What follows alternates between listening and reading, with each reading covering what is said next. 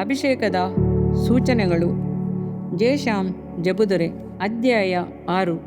ನಾನು ಕರ್ತನಿಂದ ಅಭಿಷೇಕಿಸಲ್ಪಟ್ಟಿದ್ದೇನೆ ಎಂಬ ಅರಿವು ನಮ್ಮನ್ನು ಸಂತೋಷಪಡಿಸುವುದು ಮಾತ್ರವಲ್ಲ, ಕರ್ತವ್ಯವನ್ನು ಜವಾಬ್ದಾರಿಯನ್ನು ಕೊಡುವುದು. ಅಭಿಷೇಕಿಸಲ್ಪಟ್ಟ ನಾವು ಕರ್ತನಿಂದ ಕೃಪೆಯನ್ನು ಮಹಿಮೆಯನ್ನು ಎದುರು ನೋಡುವವರಾಗಿರುತ್ತೇವೆ. ಕರ್ತನು ಅಭಿಷೇಕ ಹೊಂದಿದವರಿಂದ ಸೇವೆಯನ್ನು ಎದುರು ನೋಡುತ್ತಾನೆ. 2 ಸಾಮುವೇಲ 22:51 ಹೇಳುತ್ತದೆ, ತಾನು ಅಭಿಷೇಕಿಸಿದ ದಾವೀದನಿಗೂ ಅವನ ಸಂತತಿಯವರಿಗೂ ಸದಾಕಾಲ ಕೃಪೆಯನ್ನು ಅನುಗ್ರಹಿಸುವವನಾಗಿದ್ದಾನೆ. ಹೌದು, ಈ ಅಭಿಷೇಕವು ತಲತಲಾಂತರಕ್ಕೂ ಕರ್ತನಿಂದ ಕೃಪೆಯನ್ನು ಕೊಡುವಂತಾಗಿದೆ. ಹಲ್ಲೆಲೂಯಾ. ಯೆಹೋವನು ತಾನು ಅಭಿಷೇಕಿಸಿದ ಅರಸನಿಗೆ ಜಯವನ್ನು ಅನುಗ್ರಹಿಸುವನು. ಕೀರ್ತನೆ 20:6. ಹಳೆ ಒಡಂಬಡಿಕೆಯ ಭಕ್ತರಿಗೆ ತಾವು ಅಭಿಷೇಕಿಸಲ್ಪಟ್ಟಿದ್ದೇವೆಂಬ ಪರಿವೆ ಇದ್ದಿತ್ತು.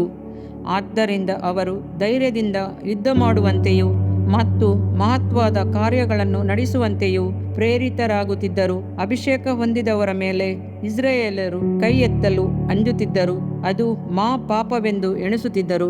ಹೊಸ ಒಡಂಬಡಿಕೆಯ ವಿಶ್ವಾಸಿಗಳು ಅಭಿಷೇಕದ ಮಹಿಮೆಯನ್ನು ಮಹತ್ವವನ್ನು ತಿಳಿಯದವರಾದ್ದರಿಂದ ಅನೇಕ ಆಶೀರ್ವಾದಗಳನ್ನು ಸ್ವಂತ ಮಾಡಿಕೊಳ್ಳಲಾರದವರಾಗಿದ್ದಾರೆ. ಅಭಿಷೇಕವು ನಿನ್ನನ್ನು ಬೇರೆಯವರಿಂದ ಪ್ರತ್ಯೇಕಪಡಿಸುತ್ತದೆ. ಅಭಿಷೇಕದ ಆತ್ಮನಾದಾತನು ನಿನ್ನೊಳಗಿದ್ದು ನಿನ್ನನ್ನು ಬಲಪಡಿಸುತ್ತಾನೆ. ಅಭಿಷೇಕವು ಆಳವಾದ ಸತ್ಯವನ್ನು ನಿನಗೆ ಬೋಧಿಸುವುದು. ಅಭಿಷೇಕವು ನಿನ್ನನ್ನು ರೂಪಾಂತರಗೊಳಿಸುವುದು. ಅಭಿಷೇಕಕ್ಕೆ ಬಹಿರಂಗವಾದ ಗುರುತುಗಳು, ಸೂಚನೆಗಳು ಇವೆ. ಅಂದು ಮೇಲ್ಮನೆಯಲ್ಲಿ ಶಿಷ್ಯರು ಅಭಿಷೇಕಿಸಲ್ಪಟ್ಟಂಥ ಸಂದರ್ಭ ಸೂಚನೆಗಳನ್ನು ಪೇತ್ರನು ವಿವರಿಸುತ್ತಾ, ನೀವು ನೋಡಿ ಕೇಳುವುದನ್ನು ಸುರಿಸಿದ್ದಾನೆ. ಅಪೊಸ್ತಲ ಕೃತ್ಯ 2:33 ಎಂದು ಹೇಳುತ್ತಾನೆ. ಕಾಣುವಂಥ ಸೂಚನೆಗಳು ಇವೆ, ಕೇಳಬಹುದಾದ ಸೂಚನೆಗಳು ಉಂಟು. ಅಭಿಷೇಕವು ನಮ್ಮೊಳಗೆ ಇಳಿಯುವಾಗ ದೈವಿಕ ಪ್ರೀತಿಯು ಸುರಿಸಲ್ಪಡುತ್ತದೆ, ಶರೀರವು ಕಂಪಿಸುತ್ತದೆ, ಮನಸ್ಸಿನ ತುಂಬುವಿಕೆಯಿಂದಾಗಿ ನಾಲಿಗೆ ನುಡಿಯುವಾಗ ನಾನಾ ಭಾಷೆಗಳಾಗಿ ಹೊರಹೊಮ್ಮುತ್ತದೆ. ಈ ಅಧ್ಯಾಯದಲ್ಲಿ ಅಭಿಷೇಕದ ಸೂಚನೆಗಳನ್ನು ಕುರಿತು ಧ್ಯಾನಿಸುವುದು ನಮಗೆ ಪ್ರಯೋಜನಕರವಾಗಿರುವುದು. 1. ಬಿರುಗಾಳಿ. ಅಪೊಸ್ತಲರ ಮೇಲೆ ಅಭಿಷೇಕವು ಇಳಿದು ಬಂದಾಗ ಬಿರುಗಾಳಿ ಬೀಸುತ್ತದೋ ಎಂದು ಹೇಳಲ್ಪಟ್ಟಿರುವುದನ್ನು ಸತ್ಯವೇದದಲ್ಲಿ ಕಾಣುತ್ತೇವೆ. ಬಿರುಗಾಳಿಯು ಎಲ್ಲ ತಡೆಗಳನ್ನು ಒಡೆಯುವಂಥ ರಭಸದಿಂದ ಕೂಡಿದದು.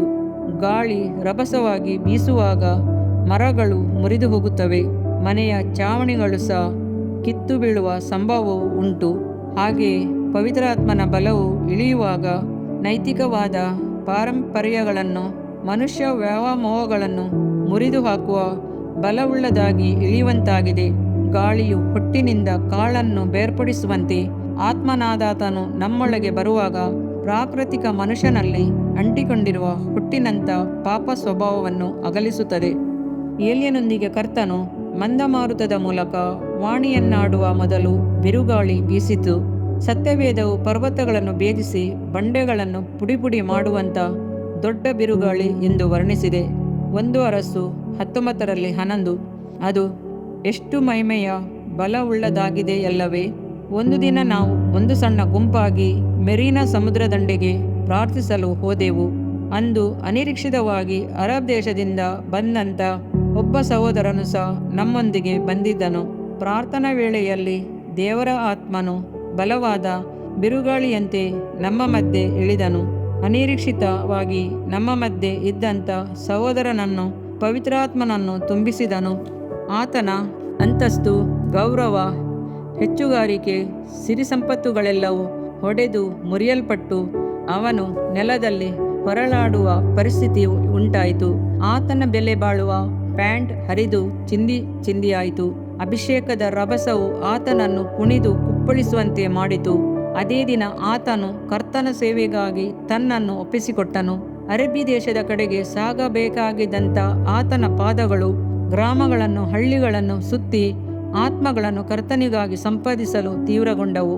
ಕರ್ತನು ದಾವೀದನೊಂದಿಗೆ ಬಾಕಾ ಮರಗಳ ತುದಿಯಲ್ಲಿ ಹೆಜ್ಜೆಗಳ ಸಪ್ಪಳ ಕೇಳಿಸುವಾಗ ಕರ್ತನು ಫಿಲಿಷ್ಟಿಯರ ಸೈನ್ಯವನ್ನು ಸೋಲಿಸುವುದಕ್ಕೋಸ್ಕರ ನಿನ್ನ ಮುಂದಾಗಿ ಹೊರಟನೆಂದು ತಿಳಿದುಕೊಂಡು ಅವರ ಮೇಲೆ ಬೀಳು. 2 ಸಾಮುವೇಲ್ 5:24 ಎಂದು ಹೇಳಿದನು. ಕರ್ತನು ನಿಕೊದೇಮನೊಂದಿಗೆ ಮಾತನಾಡುವಾಗ ಆತ್ಮನ ಅಭಿಷೇಕವನ್ನು ಗಾಳಿಗೆ ಹೋಲಿಸಿ ಗಹನವಾದ ವಿಚಾರವನ್ನು ವಿವರಿಸಿದ್ದಾನೆ. ಗಾಳಿಯು ಮನಸ್ಸು ಬಂದ ಕಡೆ ಬೀಸುತ್ತದೆ, ಅದರ ಸಪ್ಪಳವನ್ನು ಕೇಳುತ್ತಿ, ಆದರೆ ಅದು ಎಲ್ಲಿಂದ ಬರುತ್ತದೋ ಎಲ್ಲಿಗೆ ಹೋಗುತ್ತದೋ ನಿನಗೆ ತಿಳಿಯದು. ಆತ್ಮನಿಂದ ಹುಟ್ಟಿದವರೆಲ್ಲರೂ ಅದರಂತೆ ಅಂದನು. ಯೆಹೋವನ 3:8. ಆತ್ಮನಿಂದ ನಡೆಸಲ್ಪಡುವ ಅನುಭವ, ಆತ್ಮಭರಿತವಾಗುವ ಅನುಭವ, ಆತ್ಮನಾದಾತನಿಂದ ಕೊಂಡೊಯ್ಯಲ್ಪಡುವ ಅನುಭವ ಎಷ್ಟು ವಿಶೇಷವಾದದ್ದು. ಅದನ್ನು ಕರ್ತನು ದೀರ್ಘವಾಗಿ ವಿವರಿಸಿದ್ದಾನೆ. ಗಾಳಿಯನ್ನು ನಾವು ಕಾಣಲಾರೆವು, ಆದುದರಿಂದ ಗಿಡಗಳು ಅಲುಗಾಡುವುದನ್ನು ಕಾಣುತ್ತೇವೆ, ಅದರಿಂದುಂಟಾಗುವ ಶಬ್ದವನ್ನು ಕೇಳುತ್ತೇವೆ, ಅದರ ಸ್ಪರ್ಶಾನುಭವವನ್ನು ನಾವು ಅನುಭವಿಸುತ್ತೇವೆ. ವಿದ್ಯುತ್ ಶಕ್ತಿಯನ್ನು ನಾವು ಕಣ್ಣಿನಿಂದ ಕಾಣಲಾರೆವು, ಆದರೆ ಅದರಿಂದಾಗಿ ವಿದ್ಯುತ್ ದೀಪಗಳು ಉರಿಯುವುದನ್ನು, ಫ್ಯಾನುಗಳು ಚಲಿಸುವುದನ್ನು ನಾವು ಕಾಣುತ್ತೇವೆ. ಅದೇ ರೀತಿ ಪವಿತ್ರಾತ್ಮನನ್ನು ನಮ್ಮ ಕಣ್ಣುಗಳಿಂದ ನಾವು ಕಾಣಲಾರೆವು, ಆದರೆ ಪವಿತ್ರಾತ್ಮನ ಬಲವನ್ನು, ಕ್ರಿಯೆಗಳನ್ನು ಕಾಣಬಲ್ಲೆವು. ಆ ಆತ್ಮನಿಂದ ನಾವು ನಡೆಸಲ್ಪಡಲು ನಮ್ಮನ್ನು ಒಪ್ಪಿಸಿಕೊಡೋಣವೇ? ಗಾಳಿಯ ಬಗ್ಗೆ ಮತ್ತು ಕೆಲವು ಕಾರ್ಯಗಳನ್ನು ವಿವರವಾಗಿ ತಿಳಿದುಕೊಳ್ಳೋಣ. ಹಳೆಯ ಒಡಂಬಡಿಕೆಯಲ್ಲಿ ನೋಹನನ್ನು ಜೀವಿಸಿದ ದಿನಗಳನ್ನು ಕುರಿತು ನೋಡುವುದಾದರೆ, ದೇವರು ಭೂಲೋಕದ ಮೇಲೆ ಗಾಳಿ ಬೀಸುವಂತೆ ಮಾಡಲಾಗಿ ನೀರು ತಗ್ಗಿತು. ಆದಿಕಾಂಡ 8:1. ದೇವರು ವಿಧಿಸಿದ ಪ್ರಳಯದ ಮೇಲೆ ಗಾಳಿ ಬೀಸಿದಾಗ ನೀರು ತಗ್ಗಿತು, ಬತ್ತಲಾರಂಭಿಸಿತು. ನೋಹನನ ಸಂತತಿಯವರು ಹೊಸ ಪ್ರಪಂಚದಲ್ಲಿ ಇಳಿಯುವಂತೆ ಹಡಗಿನಿಂದ ಇಳಿದರು. ಪವಿತ್ರ ಆತ್ಮನು ಒಂದು ಹೊಸ ಯುಗವನ್ನು ಪ್ರಾರಂಭಿಸಿದನು.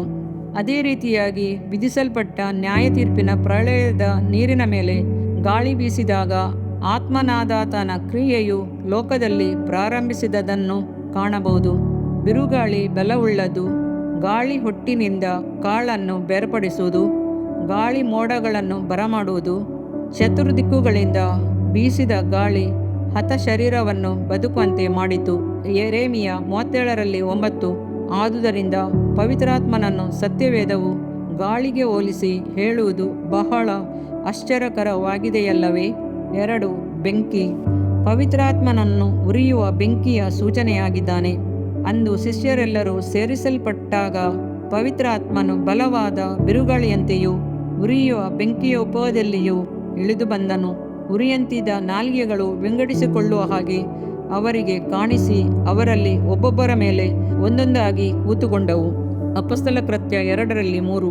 ನಾನು ಬೆಂಕಿಯನ್ನು ಭೂಮಿಯ ಮೇಲೆ ಹಾಕಬೇಕೆಂದು ಬಂದೆನು, ಲೂಕ 12:49 ಎಂದು ಹೇಳಿದಂಥ ಕ್ರಿಸ್ತನ ಮಾತಿನಲ್ಲಿ ಅಡಗಿರುವ ಸತ್ಯ ಅಂದು ಪ್ರಕಟವಾಯಿತು.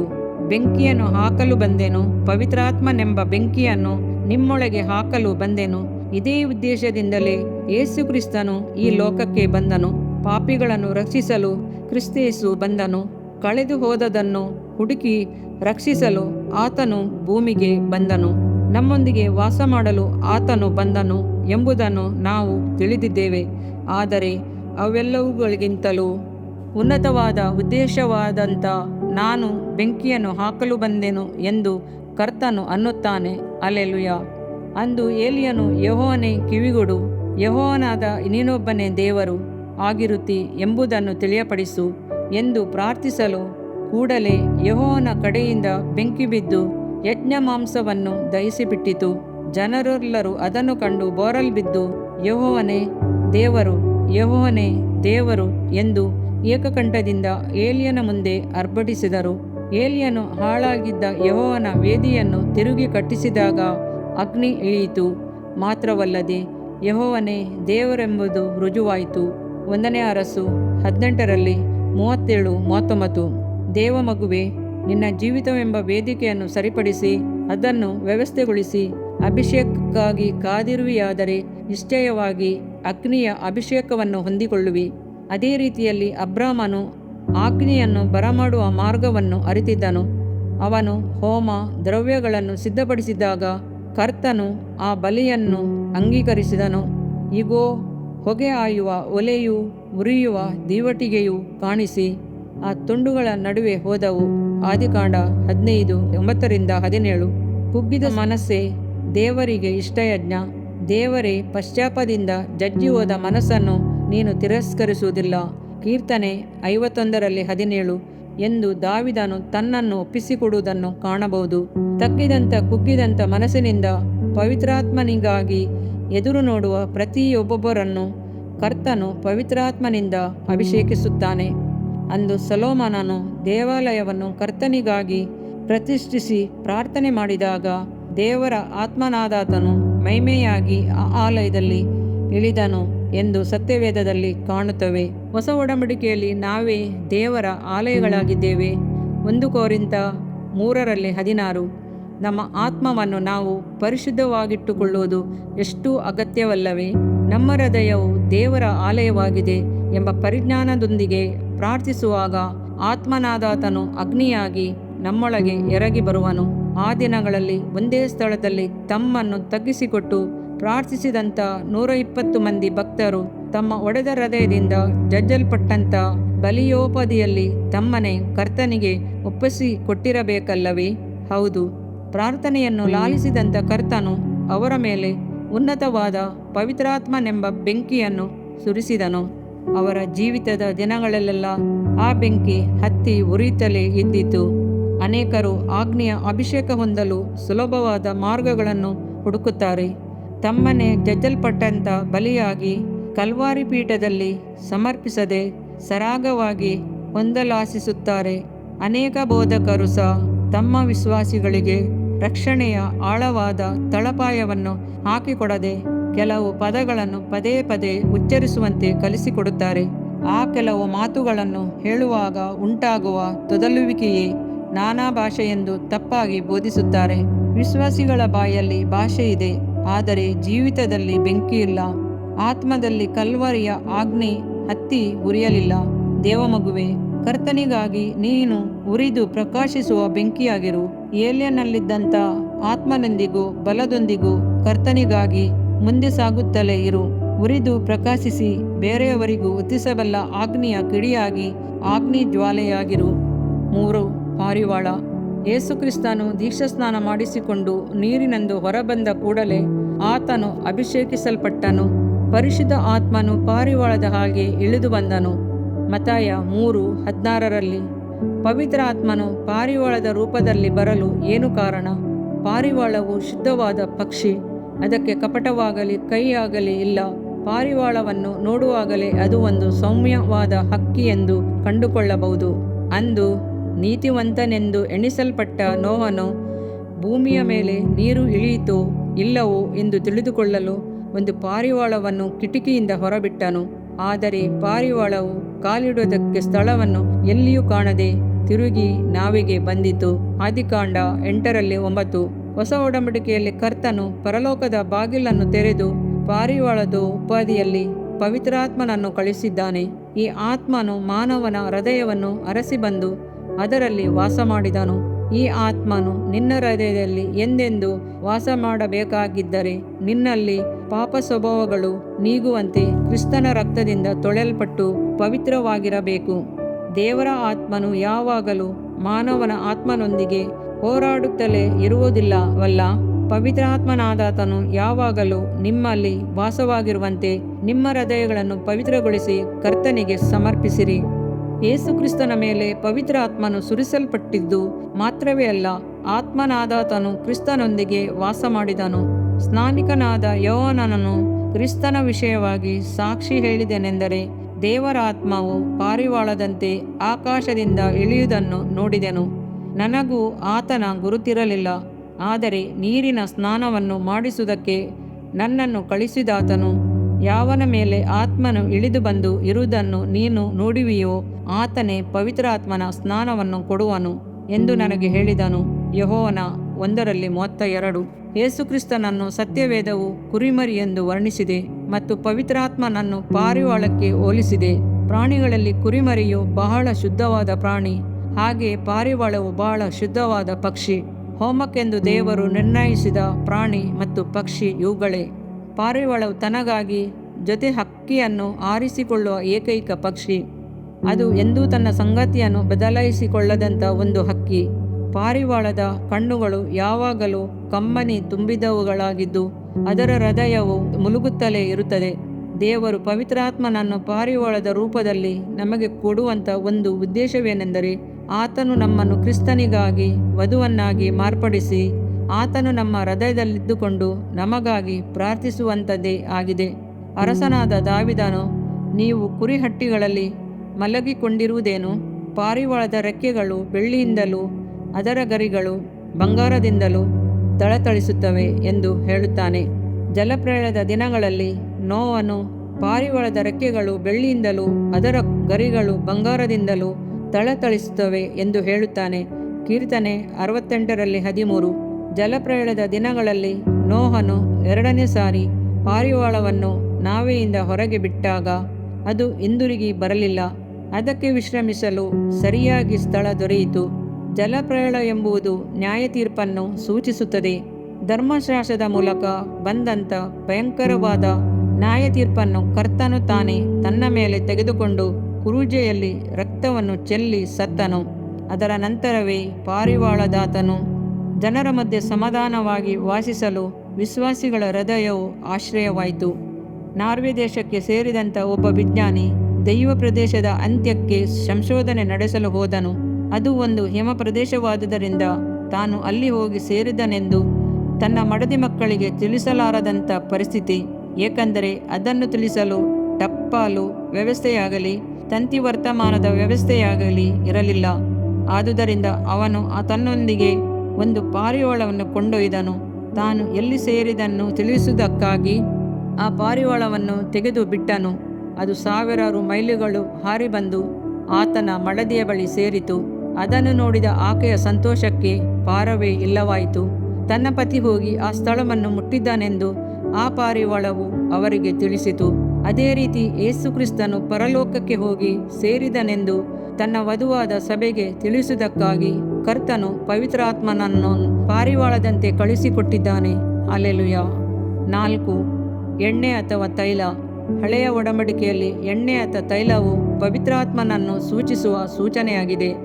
ಈ ಎಣ್ಣೆಯಿಂದ ಅರಸರು, ಯಾಜಕರು, ಪ್ರವಾದಿಗಳು ಅಭಿಷೇಕಿಸಲ್ಪಟ್ಟರು. ಈ ಎಣ್ಣೆಯನ್ನು ತಯಾರು ಮಾಡುವ ವಿಧಾನವನ್ನು ಕರ್ತನು ಮೋಶೆಗೆ ವಿವರವಾಗಿ ಹೇಳಿಕೊಟ್ಟನು. ಅದರಲ್ಲಿ ಅಚ್ಚ, ರಕ್ತ, ಬೋಳ, ಶ್ರೇಷ್ಠವಾದ ಲವಂಗ, ಚಕ್ಕೆ, ಸುಗಂಧವಾದ ಬಜೆ, ದಾಲ್ಚಿನ್ನಿ, ಓಲಿವ ತೈಲ ಇವುಗಳನ್ನೆಲ್ಲ ಸೇರಿಸಿ ಅಭಿಷೇಕ ತೈಲವನ್ನು ಮಾಡಿಸಬೇಕೆಂದು ಹೇಳಿದನು. ವಿಮೋಚನಕಾಂಡ 30:30ರಲ್ಲಿ 23-25. ಕರ್ತನು ಅಭಿಷೇಕದ ತೈಲವನ್ನು ಕುರಿತು ಕೆಲವು ಎಚ್ಚರಿಕೆಯನ್ನು ಕೊಟ್ಟನು. 1. ಇದನ್ನು ಮೈಗೆ ಹಚ್ಚಿಕೊಳ್ಳಲು ಉಪಯೋಗಿಸಬಾರದು. 2. ಈ ಪ್ರಮಾಣದ ಮೇರೆಗೆ ಬೇರೆ ತೈಲಗಳನ್ನು ಮಾಡಬಾರದು. 3. ಇದು ದೇವರ ವಸ್ತು, ಇದನ್ನು ಮೀಸಲು ಎಂದು ತಿಳಿಯಬೇಕು ಎಂದು ಹೇಳಿದನು.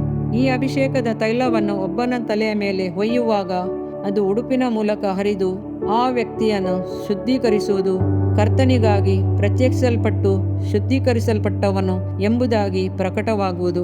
ಎಸ್ತೇರಳನ್ನು ಕುರಿತು ನಾವು ಸತ್ಯವೇದದಲ್ಲಿ ಓದುವಾಗ ಅವಳು 6 ತಿಂಗಳು ಗಂಧರಸ ಪ್ರಯೋಗದಲ್ಲಿಯೂ ಪರಿಮಳ ದ್ರವ್ಯ ಕಾಂತಿವರ್ಧಕ ದ್ರವ್ಯಗಳ ಪ್ರಯೋಗದಲ್ಲಿ 6 ತಿಂಗಳು ರಾಜಶ್ರೀಯರ ವಿಷಯವಾದ ನಿಯಮದ ಮೇರೆಗೆ ಸಿದ್ಧಪಡಿಸಿಕೊಂಡ ನಂತರ ಅರಸನಿಂದ ಸ್ವೀಕರಿಸಲ್ಪಟ್ಟು ರಾಜನ ವಧುವಾದಳು. ನಾವು ರಾಜಾದಿರಾಜನಿಂದ ಆರಿಸಿಕೊಳ್ಳಲ್ಪಡಬೇಕಾದರೆ ಪ್ರತಿನಿತ್ಯವೂ ಅಭಿಷೇಕ ತೈಲವಾಗಿರುವ ಕ್ರಿಸ್ತನ ಪವಿತ್ರಾತ್ಮನಿಂದ ಶುದ್ಧೀಕರಿಸಲ್ಪಡಬೇಕು. ನಮ್ಮ ಆತ್ಮದಾಪ್ತನಾದ ಕ್ರಿಸ್ತನನ್ನು ಮಧ್ಯಾಕಾಶದಲ್ಲಿ ಸಂಧಿಸಲ್ಪಡುವವರೆಗೂ ನಮ್ಮ ಮೇಲೆ ಅಭಿಷೇಕ ತೈಲವು ಹರಿಯುತ್ತಲೇ ಇರಲಿ. ನಾವು ಬುದ್ಧಿವಂತ ಕನ್ಯರಂತೆ ಅಭಿಷೇಕ ತೈಲವಾದ ಪವಿತ್ರಾತ್ಮನೊಂದಿಗೆ ಮದಲಿಂಗನನ್ನು ಎದುರು ನೋಡುತ್ತಾ ಮುಂದುವರಿಯೋಣ. ಹಳೆಯ ಒಡಂಬಡಿಕೆಯಲ್ಲಿ ದೇವದರ್ಶನ ಗುಡಾರವನ್ನು ಕುರಿತು ನಾವು ಓದುವಾಗ ಆ ಗುಡಾರದ ಪರದೆಗಳು, ಪಾತ್ರೆಗಳು ಮತ್ತು ಯಾಜಕನ ವಸ್ತುಗಳು ಸೇರಿದಂತೆ ಎಲ್ಲವೂ ಈ ಅಭಿಷೇಕ ತೈಲದಿಂದ ಅಭಿಷೇಕಿಸಲ್ಪಡುತ್ತವೆ ಎಂದು ಓದುತ್ತೇವೆ. ದೇವ ಮಗುವೆ, ನಿನ್ನ ಜೀವಿತದ ಪ್ರತಿಯೊಂದು ಭಾಗದಲ್ಲಿಯೂ ಅಭಿಷೇಕವು ತುಂಬಿರಲಿ. ಕರ್ತನಿಗಾಗಿ ಪರಿಶುದ್ಧತೆ ಎಂಬುದು ನಿನ್ನ ಜೀವಿತದಲ್ಲಿ ಕಂಡುಬರಲಿ. ದೇವದರ್ಶನ ಗುಡಾರದಲ್ಲಿರುವ ದೀಪಸ್ತಂಭದಲ್ಲಿ ಎಣ್ಣೆ ಮರದ ಕಾಯಿಯನ್ನು ಕುಟ್ಟಿ ತೆಗೆದಂಥ ಶುದ್ಧವಾದ ಎಣ್ಣೆ ಉಪಯೋಗಿಸಲ್ಪಟ್ಟಿತು. ಇದು ಅಭಿಷೇಕ ತೈಲಕ್ಕಿಂತ ಬೇರೆಯಾದದು. ಈ ದೀಪವು ದೇವದರ್ಶನ ಗುಡಾರವನ್ನು ಬೆಳಗುವಂತಿದ್ದಿತು. ಈ ಬೆಳಕಿನಲ್ಲಿ ಯಾಜಕರು ನೈವೇದ್ಯದ ರೊಟ್ಟಿಗಳನ್ನು ಭಜಿಸುತ್ತಿದ್ದರು. ಅದೇ ರೀತಿಯಲ್ಲಿ ಪವಿತ್ರ ಆತ್ಮನು ನಮ್ಮ ಹೃದಯವನ್ನು ಪ್ರಕಾಶಗೊಳಿಸುತ್ತಾನೆ, ಪ್ರಕಾಶವಾದ ಮನೋನೇತ್ರಗಳನ್ನು ನಮಗೆ ಅನುಗ್ರಹಿಸುತ್ತಾನೆ. ಈ ಪ್ರಕಾಶದಿಂದಲೇ ದೇವರ ವಾಕ್ಯವೆಂಬ ರೊಟ್ಟಿಯಿಂದ ನಾವು ಆತ್ಮಿಕ ಬಲವನ್ನು ಪಡೆಯುತ್ತೇವೆ. ದೇವ ಮಗುವೆ, ಅಭಿಷೇಕ ತೈಲದಿಂದ ಅಭಿಷೇಕಿಸಲ್ಪಟ್ಟು ಕರ್ತನಿಗಾಗಿ ಸೇವೆ ಮಾಡು. ಮಾತ್ರವಲ್ಲದೆ ಆ ಆತ್ಮನ ಬೆಳಕಿನಿಂದ ಸತ್ಯವೇದದಲ್ಲಿನ ಪ್ರಕಟಣೆಗಳನ್ನು ಹೊಂದಿಕೋ. 5 ಜೀವನದಿಗಳು. ನನ್ನನ್ನು ನಂಬಿದವನ ಹೊಟ್ಟೆಯೊಳಗಿಂದ ಶಾಸ್ತ್ರದಲ್ಲಿ ಹೇಳಿರುವ ಪ್ರಕಾರ ಜೀವಕರ ನೀರಿನ ಹೊಳೆಗಳು ಹರಿಯುವು ಎಂದು ಕೂಗಿ ಹೇಳಿದನು. ಯೇಸು ತನ್ನನ್ನು ನಂಬಿದವರು ಹೊಂದಲಿರುವ ಪವಿತ್ರಾತ್ಮ ವರವನ್ನು ಕುರಿತು ಹೇಳಿದನು. ಯೆಹೋವನ 7:38 ತನ್ನನ್ನು ನಂಬಿದವರು ಹೊಂದಲಿರುವ ಪವಿತ್ರಾತ್ಮನನ್ನು ಕುರಿತು ಯೇಸು ಜೀವಕರವಾದ ನೀರಿನ ಹೊಳೆಗಳು ಎಂದು ಸೂಚಿಸಿದನು. ಈ ನದಿ ಪರಲೋಕದಿಂದ ಇಳಿದು ಬರುವಂಥ ಪವಿತ್ರಾತ್ಮನೆಂಬ ನದಿ. ಈ ನದಿಯನ್ನು ಅಪೊಸ್ತಲನಾದ ಯೋಹಾನನು ಪರಲೋಕ ದರ್ಶನದಲ್ಲಿ ಕಂಡನು. ಅದನ್ನು ಕುರಿತು ಆಮೇಲೆ ಅವನು ಸ್ಫಟಿಕದಂತೆ ಪ್ರಕಾಶಮಾನವಾಗಿದ್ದ ಜೀವಜಲದ ನದಿಯನ್ನು ನನಗೆ ತೋರಿಸಿದನು. ಪ್ರಕಟಣೆ 22:1 ಎಂದು ಬರೆದಿದ್ದಾನೆ. ಪವಿತ್ರಾತ್ಮನೆಂಬ ನದಿ ಪರಲೋಕದಲ್ಲಿ ಯಜ್ಞದ ಕುರಿಯಾದಾತನ ಸಿಂಹಾಸನದಿಂದ ಹೊರಡುತ್ತದೆ. ಕ್ರಿಸ್ತನಿಂದ ಹೊರಡುವವನೇ ಆತ್ಮನಾದಾತನು. ನಮ್ಮಲ್ಲಿ ಉಕ್ಕುವ ಆತ್ಮವೆಲ್ಲವೂ ಆತನಲ್ಲಿರುವಂಥದ್ದೇ. ಆ ನದಿಯನ್ನು ಅರಸನಾದ ದಾವೀದನು ದೂರದರ್ಶನದಿಂದ ಹೀಗೆ ಬರೆಯುತ್ತಾನೆ. ಒಂದು ನದಿ ಅದೇ, ಅದರ ಕಾಲುವೆಗಳು ಪರಸ್ಪರನ ಪರಿಶುದ್ಧ ನಿವಾಸ ಸ್ಥಾನವಾಗಿರುವ ದೇವನಗರವನ್ನು ಸಂತೋಷಪಡಿಸುತ್ತದೆ.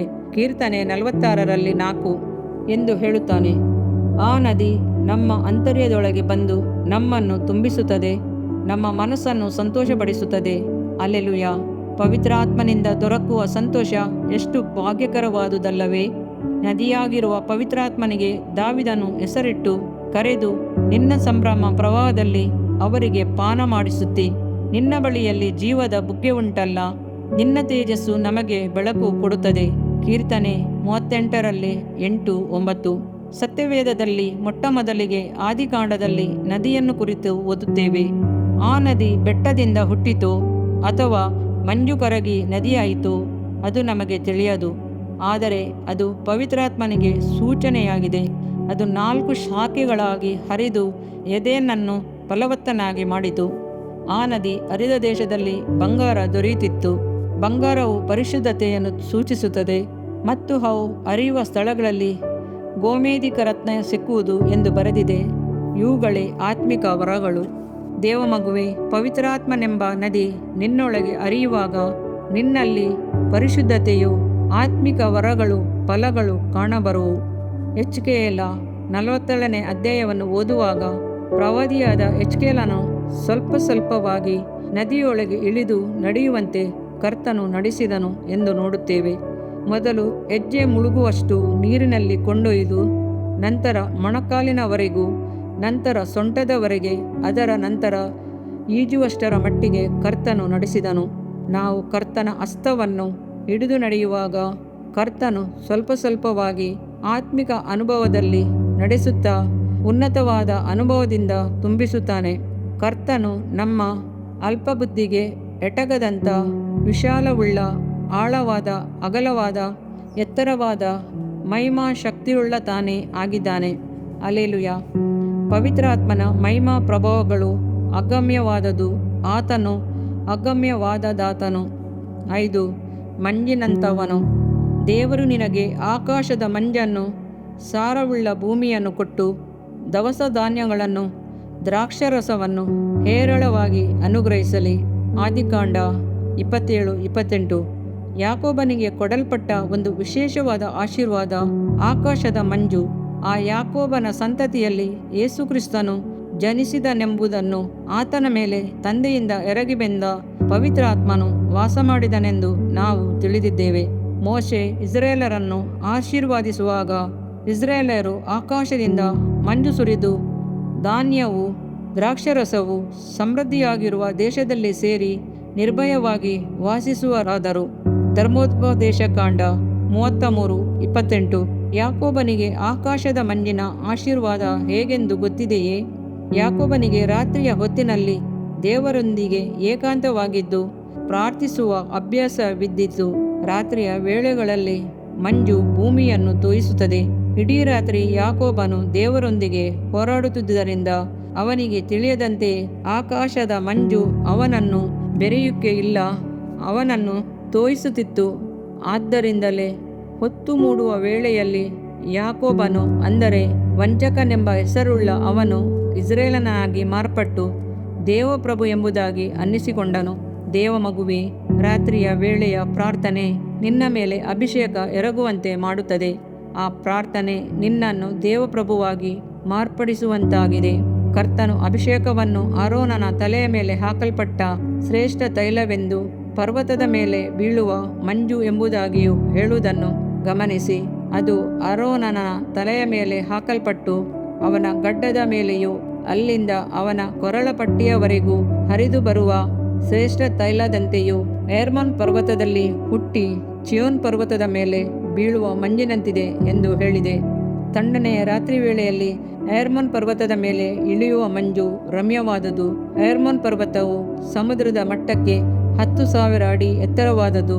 ಹಗಲಿನಲ್ಲಿ ಸೂರ್ಯನ ತಾಪಕ್ಕೆ ಆವಿಯಾದ ನೀರು ಹೊತ್ತಾರೆಯಲ್ಲಿ ಮಂಜಾಗಿ ಬೀಳುವುದು. ಆ ಮಂಜು ಹೆಚ್ಚಾಗಿ ಸುರಿಯುವುದರಿಂದ ಮಳೆಯಂತೆ ಭಾಸವಾಗುವುದು. ಆದ್ದರಿಂದಲೇ ಪರ್ವತಗಳಲ್ಲಿರುವ ಮರಗಿಡಗಳೆಲ್ಲವೂ ಸೊಂಪಾಗಿ ಹಚ್ಚ ಹಸುರಾಗಿ ಕಂಗೊಳಿಸುವು. ಹಗಲಿನಲ್ಲಿ ಸೂರ್ಯನು ಪ್ರಕಾಶಿಸುತ್ತಾನೆ, ರಾತ್ರಿಯಲ್ಲಿ ಮಂಜು ಸುರಿಯುವುದು. ನೀತಿಯ ಸೂರ್ಯನಾದ ಕ್ರಿಸ್ತನು ನಮ್ಮ ಹೃದಯದಲ್ಲಿ ಪ್ರಕಾಶಿಸುವನು. ಮುಂಜಾನೆಯಲ್ಲಿ ನಮ್ಮ ಮೇಲೆ ಸುರಿಸಲ್ಪಡುವುದು ಆತನ ನೂತನ ಅಭಿಷೇಕವಲ್ಲವೇ? 6. ಸಹಾಯಕನು. ಪವಿತ್ರಾತ್ಮನಿಗೆ ಯೇಸುಕ್ರಿಸ್ತನ ಕೊಟ್ಟಂಥ ಹೆಸರು ಸಹಾಯಕನು ಎಂಬುದು ಎಷ್ಟು ಸಮಂಜಸವಾಗಿದೆಯಲ್ಲವೇ? ತಂದೆಯ ಬಳಿಯಿಂದ ನಾನು ನಿಮಗೆ ಕಳುಹಿಸಿಕೊಡುವ ಸಹಾಯಕನು, ಅಂದರೆ ತಂದೆಯ ಬಳಿಯಿಂದ ಹೊರಡುವ ಸತ್ಯದ ಆತ್ಮನು ಬಂದಾಗ ಆತನು ನನ್ನನ್ನು ಕುರಿತು ಸಾಕ್ಷಿ ಹೇಳುವನು. ಯೋಹಾನ 15:26. ಸಹಾಯಕನು ಎಂಬ ಪದವು ಆದರಣೆ ಕೊಡುವಂತಾಗಿದೆ. ಆತನು ಆದರಿಸುವವನು, ಸಂತೈಸುವವನು ಆಗಿದ್ದಾನೆ. ತಾಯಿ ಮಗನನ್ನು ಸಂತೈಸುವ ಪ್ರಕಾರ ನಾನು ನಿಮ್ಮನ್ನು ಸಂತೈಸುವೆನು. ಯೆರೂಸಲೇಮಿನಲ್ಲಿ ನಿಮಗೆ ದುಃಖ ಶಮನವಾಗುವುದು. ಯೆಶಾಯ 66:13. ಹಳೆ ಒಡಂಬಡಿಕೆಯ ಭಕ್ತರು ಈ ರಮಣೀಯವಾದ ಅನುಭವಕ್ಕಾಗಿ ಪರಿತಪಿಸಿದರು. ದಾವಿದನು ಹೇಳುತ್ತಾನೆ, ನಿಂದೆಯಿಂದ ಖಿನ್ನನಾಗಿ ಕುಂದಿ ಹೋಗಿದ್ದೇನೆ. ಕರುಣಾಳುಗಳನ್ನು ನಿರೀಕ್ಷಿಸಿದೆ, ದೊರೆಯಲಿಲ್ಲ. ಸಂತೈಸುವವರನ್ನು ಆರೈಸಿದೆ, ಸಿಕ್ಕಲಿಲ್ಲ. ಕೀರ್ತನೆ 69:20. ಪ್ರಸಂಗಿ ಹೇಳುತ್ತಾನೆ, ಆಹಾ, ಹಿಂಸೆಗೊಂಡವರ ಕಣ್ಣೀರು ಏನೆಂದು ಹೇಳಲಿ, ಸಂತೈಸುವವರು ಯಾರೂ ಇರಲಿಲ್ಲ. ಪ್ರಸಂಗಿ 4:1. ಯೆರೆಮೀಯನು ಹೇಳುತ್ತಾನೆ, ಸಂತೈಸುವವರೇ ಇಲ್ಲ. ಕರ್ತನೇ, ನನ್ನ ಕಷ್ಟವನ್ನು ಲಕ್ಷಿಸು. ಪ್ರಲಾಪ 1:9. ಆದ್ದರಿಂದ ಕರ್ತನು ತನ್ನ ಜನರನ್ನು ಆಧರಿಸಿ ಸಂತೈಸಲು ಪವಿತ್ರಾತ್ಮನನ್ನು ಕಳಿಸಿಕೊಟ್ಟನು. ಯೇಸು ತಾನು ತಂದೆಯ ಬಳಿಗೆ ಹೋಗುತ್ತಾನೆಂದು ಹೇಳಿದಾಗ ಆತನ ಶಿಷ್ಯರು ಅನುಭವಿಸಿದ ಕಳವಳವನ್ನು, ದುಃಖವನ್ನು ನೋಡಿದ ಕ್ರಿಸ್ತನು ಪವಿತ್ರಾತ್ಮನನ್ನು ವಾಗ್ದಾನ ಮಾಡಿದನು. ಆತನನ್ನೇ ಸಹಾಯಕನೆಂದು ಕರೆದಿದ್ದಾನೆಂದು ಈ ವಾಕ್ಯ ಹೇಳುತ್ತದೆ. ಆತನು ನಿಮಗೆ ಬೇರೊಬ್ಬ ಸಹಾಯಕನನ್ನು ಸದಾಕಾಲ ನಿಮ್ಮ ಸಂಗಡ ಇರುವುದಕ್ಕೆ ಕೊಡುವೆನು. ಯೋಹಾನ 14:16. ಆ ಸಹಾಯಕನು, ಅಂದರೆ ನನ್ನ ಹೆಸರಿನಲ್ಲಿ ತಂದೆಯು ಕಳಿಸಿಕೊಡುವ ಪವಿತ್ರಾತ್ಮನೇ, ನಿಮಗೆ ಎಲ್ಲವನ್ನು ಉಪದೇಶಿಸಿ ನಾನು ನಿಮಗೆ ಹೇಳಿದನ್ನೆಲ್ಲ ನಿಮ್ಮ ನೆನಪಿಗೆ ತರುವನು. ಯೋಹಾನ 14:26. ಸಹಾಯಕನು, ಅಂದರೆ ತಂದೆಯ ಬಳಿಯಿಂದ ಹೊರಡುವ ಸತ್ಯದ ಆತ್ಮನು ಬಂದಾಗ ಆತನು ನನ್ನನ್ನು ಕುರಿತು ಸಾಕ್ಷಿ ಹೇಳುವನು. ಯೋಹಾನ 15:26. ಹೊಸದಾಗಿ ಯೇಸುಕ್ರಿಸ್ತನನ್ನು ರಕ್ಷಕನನ್ನಾಗಿ ಅಂಗೀಕರಿಸಿ ಕ್ರಿಸ್ತನ ನಿಮಿತ್ತವಾಗಿ ಅವರು ಮನೆಯಿಂದ ಹೊರದೂಡಲ್ಪಟ್ಟವರಾಗಿ ನಾಯಿಯನ್ನು ಹೊಡೆದೋಡಿಸುವಂತೆ ಓಡಿಸಲ್ಪಟ್ಟವರಾಗಿದ್ದಾರೆ. ನಿನಗೆ ನಮ್ಮ ಆಸ್ತಿಯಲ್ಲಿ ಹಕ್ಕು ಬಾಧ್ಯತೆ ಇಲ್ಲ ಎಂಬುದಾಗಿ ಹೇಳಲ್ಪಟ್ಟು ಅನಾಥರಾಗಿದ್ದಾರೆ. ಅವರಿಗೆ ಸಂತೈಸುವ ಆತನು ಅಗತ್ಯವಲ್ಲವೇ? ಇನ್ನು ಹಳ್ಳಿಗಳಲ್ಲಿ ಕ್ರಿಸ್ತನನ್ನು ನಂಬಿದವರಿಗೆ ಆ ಊರಿನವರ ಬಾವಿಯಲ್ಲಿ ನೀರು ಕೊಡುವುದಿಲ್ಲ, ಮಕ್ಕಳೊಂದಿಗೆ ಬೆರೆಯುವಿಕೆಯಿಲ್ಲ, ಹೊಲಗದ್ದೆಗಳಲ್ಲಿ ಕೆಲಸಕ್ಕೆ ಕರೆಯುವುದಿಲ್ಲ. ಇಂಥವರನ್ನು ಸಂತೈಸುವವರು ಯಾರು? ಪವಿತ್ರಾತ್ಮನೇ. ಸಾಮ್ಯಲ್ ಗಣೇಶ್ ಎಂಬವರು ಒಮ್ಮೆ ಹೀಗೆ ಹೇಳಿದರು, ವೈದಿಕ ಬ್ರಾಹ್ಮಣರ ಕುಟುಂಬದಲ್ಲಿ ಹುಟ್ಟಿ ಯೇಸುವನ್ನು ಅಂಗೀಕರಿಸುವುದರ ನಿಮಿತ್ತ ನನ್ನನ್ನು ಮನೆ ಬಿಟ್ಟು ಹೊರದೂಡಿದರು. ಹಾಕಿದ್ದ ಉಡುಪಿನಲ್ಲಿ ಮನೆಯಿಂದ ಹೊರದೂಡಿದವನಾಗಿ ರಸ್ತೆಯಲ್ಲಿ ನಡೆದು ಬರುತ್ತಿದ್ದಾಗ ಸ್ವಚ್ಛವಾದ ಒಂದು ಧ್ವನಿ ನನಗೆ ಕೇಳಿಸಿತು. ನಾನು ನಿನ್ನನ್ನು ಅನಾಥನನ್ನಾಗಿ ಬಿಡುವುದಿಲ್ಲ ಎಂದು ಸಂತೈಸಿದ ಆ ಮಾತುಗಳಿಂದ ನಾನು ಸಂತೈಸಲ್ಪಟ್ಟೆನು. ಆಗ ನಾನು ಹೊಂದಿದ ಆದರಣೆಯನ್ನು, ಉತ್ಸಾಹವನ್ನು ವಾರ್ತೆಗಳಿಂದ ವರ್ಣಿಸಲು ಸಾಧ್ಯವೇ ಇಲ್ಲ. ತನ್ನ ತವರು ಮನೆಯನ್ನು ತ್ಯಜಿಸಿ ಇಸಾಕನನ್ನು ವರಿಸಲು ಹೊರಟ ರೆಬೆಕ್ಕಳಿಗೆ ಎಲಿಯೇಜರನು ಹೇಗೆ ಆದರಣೆ ಕೊಟ್ಟು ಸಂತೈಸುವವನಾಗಿದ್ದಾನೋ, ಅದೇ ರೀತಿ ಸಹಾಯಕನು ಸಂತೈಸುವಾತನು ಆಗಿರುವ ಪವಿತ್ರ ಆತ್ಮನು ತಾನೇ ಆಗಿದ್ದಾನೆ. ಲೋಕವನ್ನು ತ್ಯಜಿಸಿ ಪಾಪವನ್ನು ತ್ಯಜಿಸಿ ಪ್ರತ್ಯೇಕವಾಗಿ ಜೀವಿಸಲು ತೀರ್ಮಾನಿಸುವ ನಮ್ಮನ್ನು ಸಂತೈಸಿ ಮೊದಲಿಂಗನಾದ ಕ್ರಿಸ್ತನೊಡೆಗೆ ಪ್ರೀತಿಯಿಂದ ನಡೆಸುವಾತನು ಪವಿತ್ರಾತ್ಮನೇ ಆಗಿದ್ದಾನೆ. ದೇವಮಗುವೆ, ನನ್ನ ಮೇಲಿರುವ ಅಭಿಷೇಕವು ನಿನ್ನನ್ನು ಸಂತೈಸುವಂಥದ್ದು, ಸೋತು ಹೋಗುವಂಥ ನಿನ್ನನ್ನು ಧೈರ್ಯಪಡಿಸುತ್ತದೆ. ಭಯದ ವೇಳೆಗಳಲ್ಲಿ ನಿನಗೆ ಹೊಸಬಲ ಉಂಟಾಗುತ್ತದೆ. ಕಣ್ಣೀರಿನ ಸಮಯಗಳಲ್ಲಿ ನಿನ್ನನ್ನು ಸಂತೈಸುತ್ತದೆ. ಹಲ್ಲೆಲೂಯಾ. ಇದರಿಂದ ನಿನ್ನ ದೇಹಕ್ಕೆ ಆರೋಗ್ಯವು, ಎಲುಬುಗಳಿಗೆ ಸಾರವು ಉಂಟಾಗುವವು. ಜ್ಞಾನೋಕ್ತಿಗಳು 3ನೇ ಅಧ್ಯಾಯ 8ನೇ ವಾಕ್ಯ. ಪ್ರಿಯ ವೀಕ್ಷಕರೇ ಮತ್ತು ಕರ್ತನಲ್ಲಿ ಸಹೋದರ ಸಹೋದರಿಯರೇ, ನೀವು ನಮ್ಮ ಈ ಕಾರ್ಯಕ್ರಮವನ್ನ ವೀಕ್ಷಿಸಿದ್ದಕ್ಕಾಗಿ ದೇವರ ನಾಮದಲ್ಲಿ ನಿಮಗೆ ವಂದನೆಗಳು. ದೇವರ ವಾಕ್ಯವು ನಮ್ಮ ಎಲುಬಿಗೆ ಬಲವೂ ಸಾರವೂ ಆಗಿದೆ ಎಂದು ಸತ್ಯವೇದವು ಹೇಳುವಂತೆ ಈ ಕಾರ್ಯಕ್ರಮವು ನಿಮಗೆ ಆಶೀರ್ವಾದಕರವಾಗಿದೆ ಎಂದು ನಂಬುತ್ತೇವೆ. ಪ್ರಿಯ ವೀಕ್ಷಕರೇ, ನಮ್ಮ ಈ ಸೇವೆಗಾಗಿ ಪ್ರಾರ್ಥಿಸಿರಿ ಮತ್ತು ಎಲ್ಲಾ ಕಾರ್ಯಕ್ರಮಗಳನ್ನ ಇತರರೊಂದಿಗೆ ಶೇರ್ ಮಾಡಿರಿ. ಅದೇ ರೀತಿಯಾಗಿ ನಮ್ಮ ಈ ಯೂಟ್ಯೂಬ್ ಚಾನೆಲ್ ಅನ್ನು ಸಬ್ಸ್ಕ್ರೈಬ್ ಮಾಡಿರಿ ಹಾಗೂ ಲೈಕ್ ಮಾಡಿ. ನಿಮ್ಮ ಅನಿಸಿಕೆಗಳನ್ನು ಕಮೆಂಟ್ ಬಾಕ್ಸ್ನಲ್ಲಿ ನಮಗೆ ತಿಳಿಯಪಡಿಸಿ. ನಮ್ಮ ಸಂಖ್ಯೆ 7022104605. ಈ ಸಂಖ್ಯೆಗೆ ಕರೆ ಮಾಡಿರಿ. ಒಬ್ಬ ಪಾಪಿಯ ಪ್ರಾರ್ಥನೆ. ಯೇಸುವನ್ನು ರಕ್ಷಕನಾಗಿ ಅಂಗೀಕರಿಸಲು ಮಾಡಬೇಕಾದ ಪ್ರಾರ್ಥನೆ. ಪ್ರಿಯ ಪರಲೋಕದ ತಂದೆಯೇ, ಯೇಸುವಿನ ಹೆಸರಿನಲ್ಲಿ ನಾನು ನಿನ್ನ ಬಳಿಗೆ ಬಂದಿದ್ದೇನೆ. ನನ್ನ ಬಳಿಗೆ ಬರುವವರನ್ನು ನಾನು ತಳ್ಳಿಬಿಡುವುದೇ ಇಲ್ಲ. ಯೋಹಾನ 6:37 ಎಂದು ನಿನ್ನ ವಾಕ್ಯ ಹೇಳುತ್ತದಲ್ಲ. ಆದ್ದರಿಂದ ನೀನು ನನ್ನನ್ನು ತಳ್ಳಿಬಿಡದೆ ನನ್ನನ್ನು ಸೇರಿಸಿಕೊಳ್ಳುವಿ ಎಂದು ನನಗೆ ಗೊತ್ತಿದೆ. ಆದ್ದರಿಂದ ನಾನು ನಿನಗೆ ಸ್ತೋತ್ರ ಮಾಡುತ್ತೇನೆ. ನೀನು ನಿನ್ನ ವಾಕ್ಯದಲ್ಲಿ ನೀನು ಯೇಸುವನ್ನೇ ಕರ್ತನೆಂದು ಬಾಯಿಂದ ಅರಿಕೆ ಮಾಡಿಕೊಂಡು ದೇವರು ಆತನನ್ನು ಸತ್ತವರೊಳಗಿಂದ ಎಬ್ಬಿಸಿದನೆಂದು ಹೃದಯದಿಂದ ನಂಬಿದರೆ ನಿನಗೆ ರಕ್ಷಣೆಯಾಗುವುದು ಎಂತಲೂ ಕರ್ತನ ನಾಮವನ್ನ ಹೇಳಿಕೊಳ್ಳುವವರೆಲ್ಲರಿಗೆ ರಕ್ಷಣೆಯಾಗುವುದೆಂತಲೂ ಬರೆದಿದೆ. ರೋಮ 10:9-13ನೇ ವಾಕ್ಯ. ಯೇಸು ಕ್ರಿಸ್ತನು ದೇವಕುಮಾರನೆಂದು ನನ್ನ ಹೃದಯದಲ್ಲಿ ನಂಬುತ್ತೇನೆ. ನನ್ನನ್ನು ನೀತಿವಂತನನ್ನಾಗಿ ಮಾಡುವುದಕ್ಕಾಗಿ ಆತನು ಸತ್ತವರೊಳಗಿಂದ ಎಬ್ಬಿಸಲ್ಪಟ್ಟನು ಎಂದು ನಂಬುತ್ತೇನೆ. ನಾನು ಆತನ ನಾಮವನ್ನ ಹೇಳಿಕೊಳ್ಳುತ್ತೇನೆ. ಯೇಸುವೇ, ನೀನೇ ಕರ್ತನು. ತಂದೆಯೇ, ನೀನು ನನ್ನನ್ನು ರಕ್ಷಿಸಿದಿ ಎಂದು ನಾನು ನಂಬುತ್ತೇನೆ. ನಿನ್ನ ವಾಕ್ಯವು ಹೇಳುತ್ತದೆ, ಮನುಷ್ಯನು ಹೃದಯದಿಂದ ನಂಬುವುದರ ಮೂಲಕ ನೀತಿಯು ದೊರಕುತ್ತದೆ, ಬಾಯಿಂದ ಅರಿಕೆ ಮಾಡುವುದರ ಮೂಲಕ ರಕ್ಷಣೆಯಾಗುತ್ತದೆ. ರೋಮ 10:10. ನಾನೀಗ ನನ್ನ ಹೃದಯದಲ್ಲಿ ನಂಬುತ್ತೇನೆ ಹಾಗೂ ಯೇಸುವೇ ನನ್ನ ಕರ್ತನೆಂದು ಅರಿಕೆ ಮಾಡುತ್ತೇನೆ. ಆದುದರಿಂದ ನಾನೀಗ ರಕ್ಷಣೆ ಹೊಂದಿದ್ದೇನೆ. ಅಪ್ಪಾ ತಂದೆಯೇ, ನಿನಗೆ ಸ್ತೋತ್ರ. ಲೂಕನು ಬರೆದ ಸುವಾರ್ತೆ 11ನೇ ಅಧ್ಯಾಯದಲ್ಲಿ ಬರೆದಿರುವಂತೆ, ನಿಮ್ಮಲ್ಲಿ ತಂದೆಯಾದವನು ಮೀನನ್ನು ಕೇಳುವ ಮಗನಿಗೆ ಮೀನು ಕೊಡದೆ ಹಾವನ್ನು ಕೊಡುವನೆ? ಅಥವಾ ತತ್ತಿಯನ್ನು ಕೇಳಿದರೆ ಚೇಳನ್ನು ಕೊಡುವನೆ? ಹಾಗಾದರೆ ಕೆಟ್ಟವರಾದ ನೀವು ನಿಮ್ಮ ಮಕ್ಕಳಿಗೆ ಒಳ್ಳೆ ಪದಾರ್ಥಗಳನ್ನ ಕೊಡಬಲ್ಲವರಾದರೆ ಪರಲೋಕದಲ್ಲಿರುವ ನಿಮ್ಮ ತಂದೆಯು ತನ್ನನ್ನು ಬೇಡಿಕೊಳ್ಳುವವರಿಗೆ ಎಷ್ಟೋ ಹೆಚ್ಚಾಗಿ ಪವಿತ್ರಾತ್ಮ ವರವನ್ನ ಕೊಡುವವನಲ್ಲವೇ ಅಂದನು. ತಂದೆಯೇ, ನೀನು ಕೇಳಿಕೊಳ್ಳುವವರಿಗೆ ಪವಿತ್ರಾತ್ಮನ ವರವನ್ನು ಹೇರಳವಾಗಿ ಕೊಡುವಾತನಾಗಿದ್ದಿ. ಆದ್ದರಿಂದ ನನ್ನ ಮೇಲೆಯೂ ನಿನ್ನ ಆತ್ಮನನ್ನು ಸುರಿಸಬೇಕಾಗಿ ಬೇಡಿಕೊಳ್ಳುತ್ತೇನೆ. ಕೀರ್ತನೆ 81:10 ಬರೆದಿದೆ, ಅಗಲವಾಗಿ ಬಾಯಿದೆರೆಯಿರಿ, ಅದನ್ನು ತುಂಬಿಸುವೆನು. ಕರ್ತನೇ, ನನ್ನನ್ನು ಪವಿತ್ರಾತ್ಮನಿಂದ ತುಂಬಿದಂತ ನೀನು ನನ್ನನ್ನು ಅನ್ಯ ಭಾಷೆಯ ವರದಿಂದಲೂ ತುಂಬುವವನಾಗಿದ್ದಿ ಎಂದು ನಂಬುತ್ತೇನೆ. ಅದರಂತೆ ನಾನು ನನ್ನ ಬಾಯಿಯನ್ನು ತೆರೆದು ನಿನ್ನ ಸ್ತೋತ್ರ ಮಾಡುವಾಗ ಅನ್ಯ ಭಾಷೆಯ ಅಭಿಷೇಕದಿಂದ ನನ್ನನ್ನು ತುಂಬುವವನಾಗಿದ್ದಿ ಎಂದು ನಂಬುತ್ತೇನೆ. ಈಗ ನೀವು ನಿಮ್ಮ ಬಾಯಿಯನ್ನು ತೆರೆದು ಮಾತನಾಡುವಾಗ ಪವಿತ್ರಾತ್ಮನು ನಿಮ್ಮ ಬಾಯಿಯನ್ನು ತನ್ನ ಭಾಷೆಯಿಂದ ತುಂಬುವವನಾಗಿದ್ದಾನೆ. ಇದು ದೇವರ ಭಾಷೆಯಾಗಿದೆ. ಈ ಅಭಿಷೇಕವನ್ನ ಹೊಂದಿಕೊಳ್ಳಲು ನೀವು ನಿಮ್ಮ ಸ್ವರವನ್ನ ಉಪಯೋಗಿಸಬೇಕು. ಅದರಿಂದ ನೀವು ನಿಮ್ಮ ಬಾಯನ್ನು ತೆರೆದು ದೇವರಿಗೆ ಸ್ತೋತ್ರ ಮಾಡುವಾಗ ದೇವರು ನಿಮ್ಮನ್ನು ಅನ್ಯ ಭಾಷೆಯ ವರದಿಂದ ತುಂಬುವವನಾಗಿದ್ದಾನೆ. ಪ್ರಿಯರೇ, ಈಗ ನೀವು ಪವಿತ್ರಾತ್ಮನಿಂದ ತುಂಬಲ್ಪಟ್ಟ ಆತನ ಪ್ರಿಯ ಮಕ್ಕಳಾಗಿದ್ದೀರಿ. ದೇವರ ನಾಮಕ್ಕೆ ಸ್ತೋತ್ರವಾಗಲಿ.